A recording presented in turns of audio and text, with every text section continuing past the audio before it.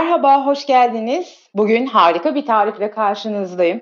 Yufkayı parçala, karıştır, at pişir ve böreğimiz hazır. Hiç uğraşmaya gerek yok. 5 dakikada hazırlanacak. Hatta çayın demi oturmadan bile hazır olacak güzel bir börek bu. Hadi buyurun yapılışına geçelim.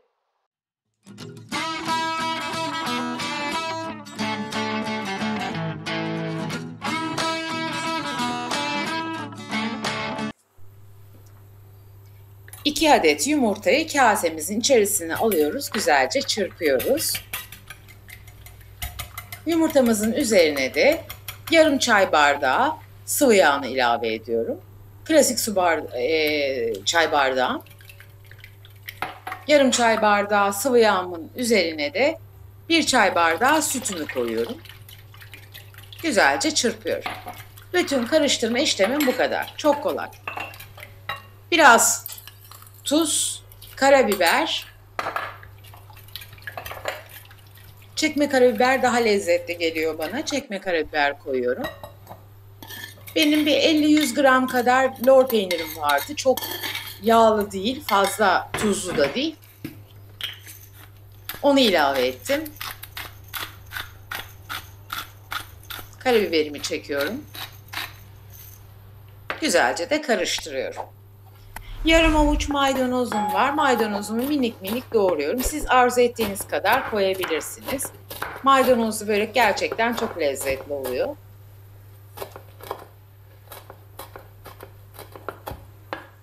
Kestiğim maydanozlarımı da karışımıma ilave ediyorum.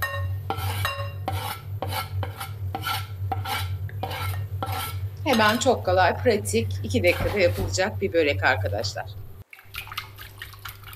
Karışımı güzelce karıştırdıktan sonra yufkalarımı alıyorum ve yufkalarımı elimle rastgele minik minik doğrayıp atıyorum. Doğra, at, karıştır ve böreğin hazır arkadaşlar. Bu kadar basit.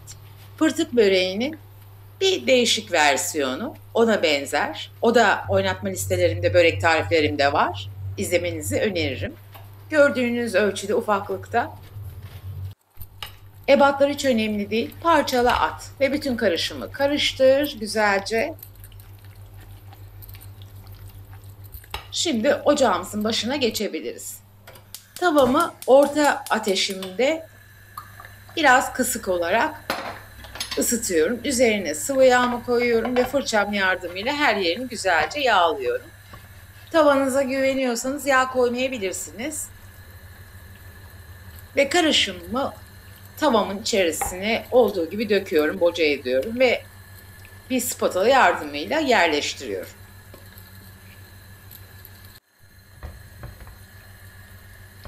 Bu kadar kolay. Buraya kadar seyreden bütün herkese çok teşekkür ediyorum. Hala kanalıma abone olmayanların kanalıma abone olmasını, bildirim zilini açmasını ve videolarımı beğenmesini özellikle rica ediyorum. Desteklerinize ihtiyacımız var arkadaşlar.